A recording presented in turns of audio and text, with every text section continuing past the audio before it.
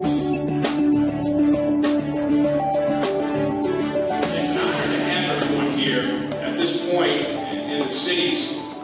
transformation. I think you'll see evidence of our evolution, our moving from a factory town, from a company town, to a diverse economy, from a place that has rusted and busted to once again a place that's filled with opportunity and takes advantage of the full range of our history and our assets. So I'm looking forward to your ideas and insights and the engagement that we're going to have in this process as we work to transform Flint and also communities, cities all across the country and indeed the world. I want you to know that Flint's a very special place for me personally and for my family. My family's roots here are quite deep. Our two sons are the fourth generation in our family to go to Flint's public schools. My grandfather graduated from Flint Central High School in 1935 at the height of the Great Depression. So today in Flint, like a lot of older industrial cities, we know that we're struggling with a great deal of challenges. Our problems are severe. They're the result of both the long-term chronic challenges that go along with deindustrialization and decentralization and the history of racial segregation in this community, but they also were compounded by the acute crisis of the Great Recession and the foreclosure crisis and the credit crunch. So we're working our way through all of those difficult challenges. We're dealing with this rusting and busting and attempting to create a more diverse and sustainable Flint for the 21st century. We need new jobs, we need safe neighborhoods, and we need great schools. But I also want to make the point that this challenge of transformation is not one that is new, and it's not one that's unique to Flint. You know, like every American city that has endured the various tests of time, we have a history here of successful evolution. We started as a trading post at the Grand Traverse, we now say Grand Traverse, of the Flint River. We grew to become one of the premier lumbering communities and centers in Michigan in the 19th century. We produced one of the state's early governors. And then at the dawn of the 20th century, Flint moved with the rest of the Midwest into the early industrial era, and the city became the capital of the carriage industry. We put the world on horse-pulled wheels and made Flint the vehicle city for producing more carriages than any other city in the world in the early 1900s. So because of our great entrepreneurs, these carriages became horseless, and a major national transformation was sparked. Flint gave birth to General Motors, later to United Auto Workers, and the American middle class. Then, years went on, we hit the skids, we got Auto World, Roger and me. In any history, you know, there's ups and there's downs. There's plateaus, there's periods of punctuation, eras of equilibrium. But today, I see Flint changing for the better as fast and dramatically as any other point in the city's history. I see Flint evolving as rapidly as any other community in the country. A host of reinventions are being sparked and fanned by our businesses, our entrepreneurs, our students, our colleges, universities, hospitals, healthcare institutions, our public authorities, our regional collaboratives. Here in Flint, we're creating new approaches. We're willing to try bold ideas and put in place progressive innovations. So I'm convinced that our cities, our suburbs, our neighborhoods, even those that have lost residents over the years, have lost businesses, have lost factories, and now face this challenge of abandoned and vacant properties, that there are alternatives to this austerity-based set of measures that we seem to hear so much about today. Cutting, downsizing, outsourcing, and shrinking. These challenges with population shifts are real, they're serious, and I don't mean to downplay them, but we can take a different look at those challenges and think about how we recycle the assets that we have, how we put what we have into new use and gain some new benefits from those as a community. We need to be deliberate about this rediscovery of value. So when I talk to architects, planners, policy leaders around the country, they're looking to places like Flint, to what we're going to be doing here and talking about this weekend, for examples of what's going to be necessary in communities all across the country. And after I speak, we'll have the opportunity to hear for a few minutes from Dayne Kildee, who's now running for Congress, but really was the person who put the city on the national stage for the right reasons and started to lay out a policy agenda with land banks and other land use policies that are continuing to be adopted all across the country. So we're building on that base here now in these years. So around Flint today, you can find downtown redevelopment, you can find community-based organizations working on their own neighborhood plans. We have great examples of urban agriculture. You saw some of that earlier. We also have growing companies and industries that are new to this region. We have innovative partnerships, such as that of the Conservation District, cutting down the dead trees across the city with some private funding, our street trees that we haven't been able to well maintain because of our financial challenges. And then those trees, through Habitat for Humanity, are actually being turned into lumber, and that's being used in their renovation and new build projects. Those are the kind of unique partnerships where we can take something that otherwise is a liability, transform it into something that's valuable, and put it to use in an area where we desperately need that type of support in renovating and updating our housing stock. Another example that was touched on in the presentation earlier that we're going to go very much into on Sunday is what's happening at the Chevy and the Whole Brownfield sites. This is a large site along the Flint River, and we have a vision of that being a green space with creative reuses of materials on site, reusing or using the topography and the site's context and history to create a really dynamic place that can contribute to ecological health, can create recreational benefits, have educational components, and as the site of the city's central compost operations, can actually save the city money. And that's critical in this time. That's what I mean about an alternative to this austerity-based approach where we're recycling these assets that we have in a way that saves money, that protects the environment, and also benefits our communities. So we'll talk more about that on Sunday and with some of the presentations tomorrow. So this framework of recycling, in my view, also is a better way to engage residents, because it's no longer a discussion about how to allocate scarce resources. It's a process of inviting in new ideas, having exciting conversations, and creating new ways of dealing with these old challenges. It's a very different, more dynamic, positive, and constructive conversation. And I know many of you in this room have already taken time to be part of that. And what I see happening in this Congress over the next 48 hours is to advance that approach. So we'll have to continue to work together. The hallmark of all of these projects is a willingness of diverse residents, community leaders, various kinds of institutions and foundations coming together in a common enterprise.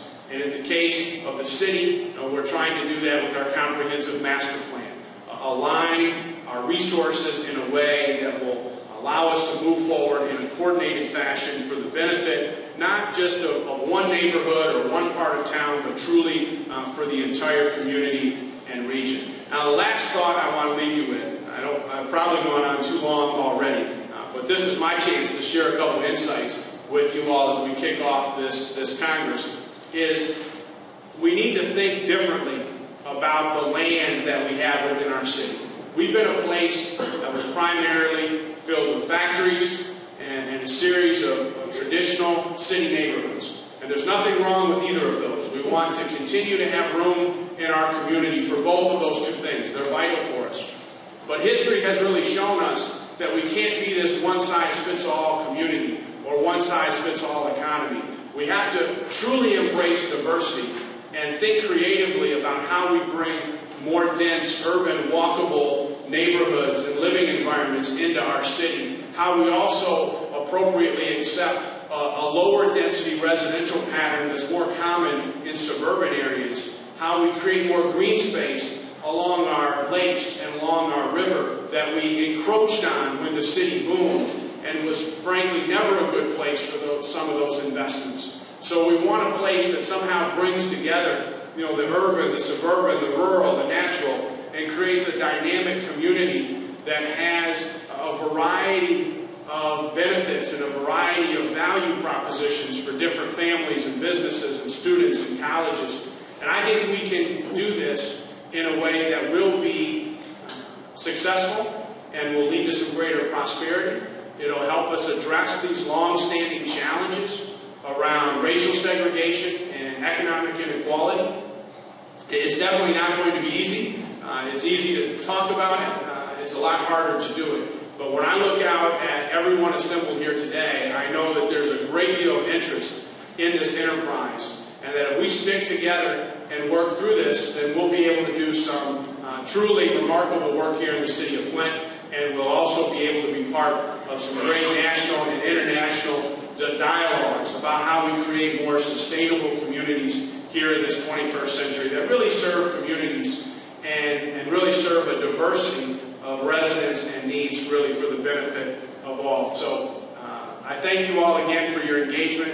I'm really excited to see you all here and be a part of this. I know tomorrow and Sunday are going to be some great discussions, and I hope you'll participate in that. And know that as we move forward here locally, we're going to continue to ask you for your ideas and your input so that we can have a truly inclusive conversation about our future and develop strategies that we can all commit to as we move forward. So thank you so much for your time tonight.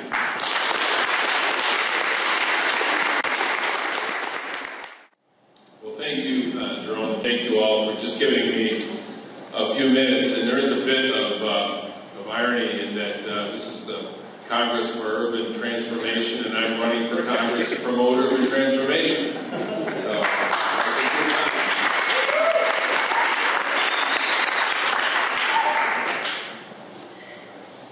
It is refreshing to not be giving a campaign speech, I gotta tell you that, to talk about really my passion, and that is American cities, and particularly my hometown of Flint. The mayor, I think, did an excellent job of laying out both the challenge and the vision that he and his community has and have been facing, but the vision really being the more important thing. And I look forward to the day, hopefully very soon, that the full public authority that should be vested in this great leader, our mayor, be returned to him so that he can unfettered pursue that vision, because that is the vision that is the product of the electorate, and it's one that should be pursued vigorously, and I look forward to helping that happen and working with you. Just a couple of things.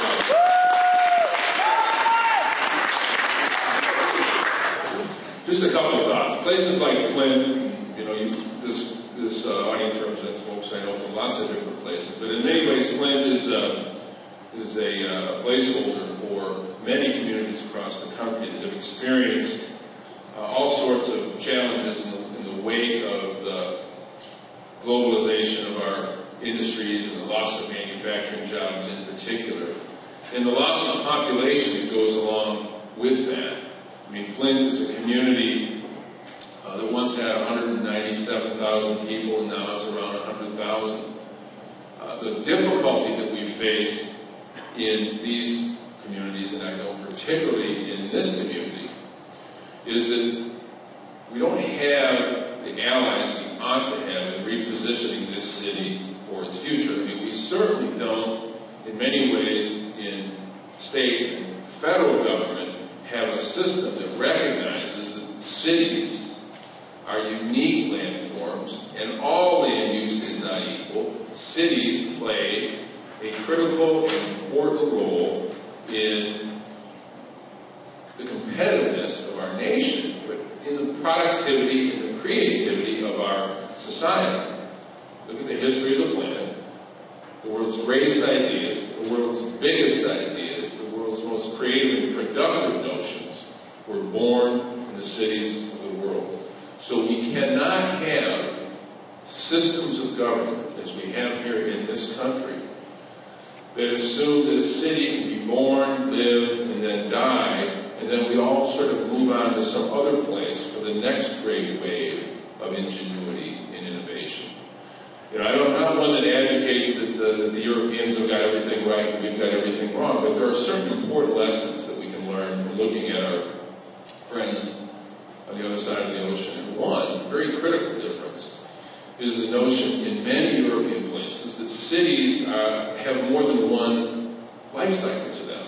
The mayor described the growth of the city of Flint. It goes back to the early 1800s. And to listen to many in America, we would think that these cities, especially cities that are built around a particular industry, would have this moment where they're born, this period of growth and expansion. And then, as we've experienced with the loss of automotive jobs, a period of population loss and economic decline, as if it is the life, birth, and death of a city. When if we look at cities across the planet, cities go through all sorts of cycles in the long term. We have such a short history in this country that we don't recognize that when places like Flint or Dayne or name the city are going through is a cycle. And to recognize that what Flint has done is not lived out its life, but simply had one iteration of the contributions that we make, and now we're preparing ourselves for that next period. The problem is the way all of our systems of government seem to work is to reward growth and expansion as if it's the only manifestation of the quality of a place.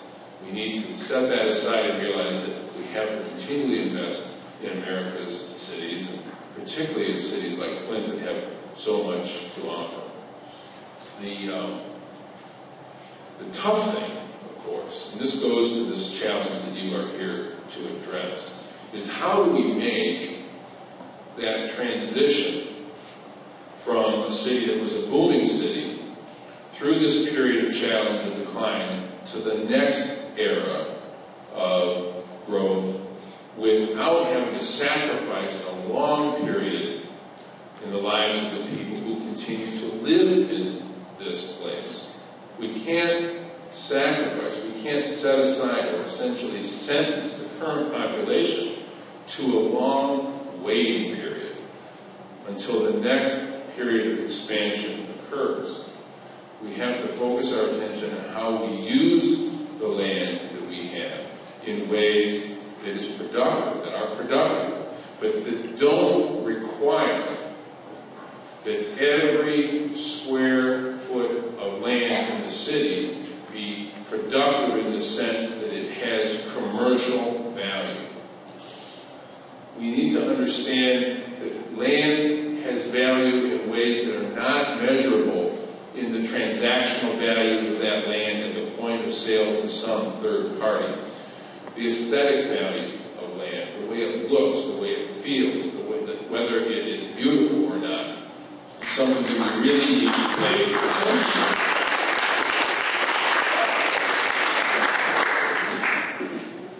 So a few years ago, with the help of a lot of folks I know that are here, we decided that one way to at least give ourselves an opportunity to reuse our land, to take control of our own destiny, is to create a mechanism to gain control of the forgotten, empty places and allow the community itself to determine the use of that space in service of its needs and in service of some future plan. The fact that the mayor has taken the lead to create a new image, a new design, a dynamic map of the city that envisions not a new static 1965 map, but a process going forward that allows us to reimagine what we do with the land is an incredibly powerful tool when matched with the capacity that we've developed here and that we're seeing developed in other places around the country to gain control in the community's hands, not in the hands of some speculator, but in the community's hands, so that as this new thoughtful design as to how we deploy land in service of these new forms of density that the mayor refers to, in service of greening and beautification. We actually have the ability to execute that plan, not simply by trying to regulate or enforce our way into compliance with that new vision that the community comes together around, but to actually consciously make decisions as the owner and controller of that land to deploy that land in the direction that that new image, that new map, that new design takes. What a powerful set of tools. So the ability to imagine something new, the ability to gain access to the land and be able to deploy that land are two of the three essential elements. The third is what you're talking about today and tomorrow and Sunday. Now that you've got it, what do you do with it? How do we reimagine? How do we actually redevelop this space? How do we take something like the Chevy and the Whole facility, which had this long life as an industrial site, and now, with only a little bit of imagination, actually quite a bit, but with tools, can be reimagined as something, in my mind, which is beautiful, which is stunning, in the middle of a city, a piece of land that used to look like a scar on our landscape can now look like something stunning and beautiful. It's really interesting. I was talking to the mayor before we got started. The concept, the idea behind the greening of Chevy and the Whole, which is now underway with the leadership of the mayor, Steve Monaco, I know, who's a fellow at the Center for Community Progress, the organization I started and used to work for. The concept for that, interestingly enough, came from a couple of different places. One, and this is not to cast any aspersion on well-funded consulting firms, but one from a very well-known national consulting firm that helped the community think about the redesign of its land use and came up with some interesting concepts and very productive, very helpful ideas about what to do with that big strip that the river passes through. And then a year or so later, the Land Bank and a couple of other organizations supported a graduate project at the University of Michigan School of Architecture and Urban Planning, Toohey School. A group of 6 or 8 graduate students spent their entire year putting together an idea which was mind-blowing in its quality, and in its creativity, and its imagination. It's that notion that came from a group of folks who had yet to be practitioners in the field, but were completely unfettered by tradition or norm or professional experience. They simply looked at a big piece of cement through which a not-so-lovely looking river ran, and imagined something green and beautiful and productive and attractive in the middle of a city that had, for many, been forgotten.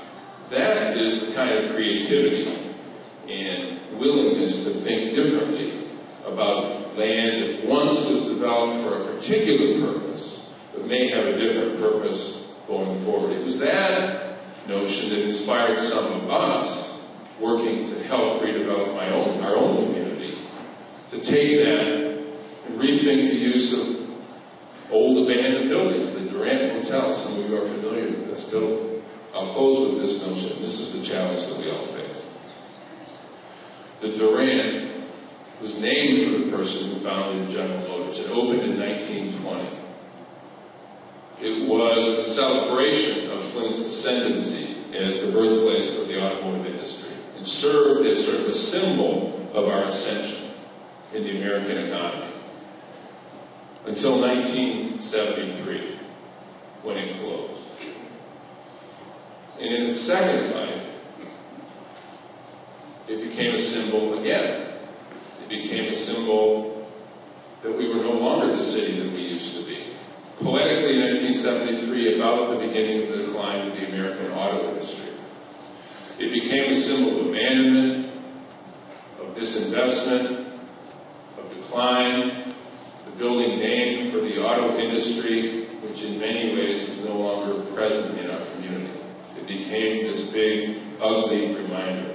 Thank God that we were not so efficient as a community to tear it down. So, interesting thing about it is sort of taking a lesson from those students who reimagined a great big piece of ugly cement as something green and beautiful. We took an 8-story building that had been a symbol of our ascendancy, had become the symbol of our failure, and decided to make something new with that. Found a way to connect the economics of thousands of properties that the land bank owned to support the redevelopment of that building, which I think now serves as a metaphor. It is now a place on the north side of the river, which is no longer connected with the old economy. It connects to the new economy due to its proximity to the University of Michigan, Flint.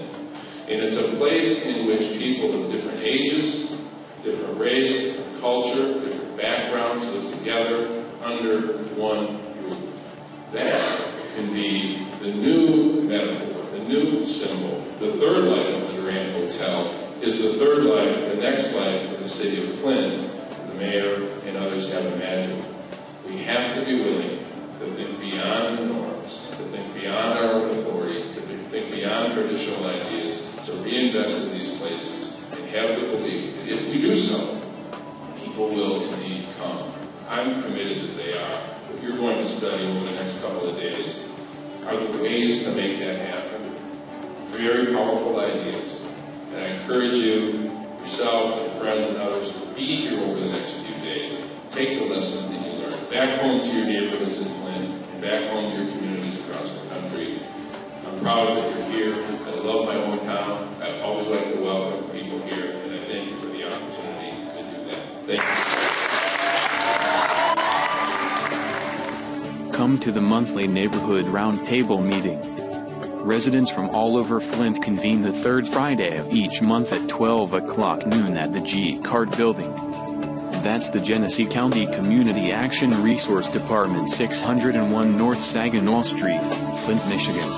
This has been a production of the Genesee Community Communication Network.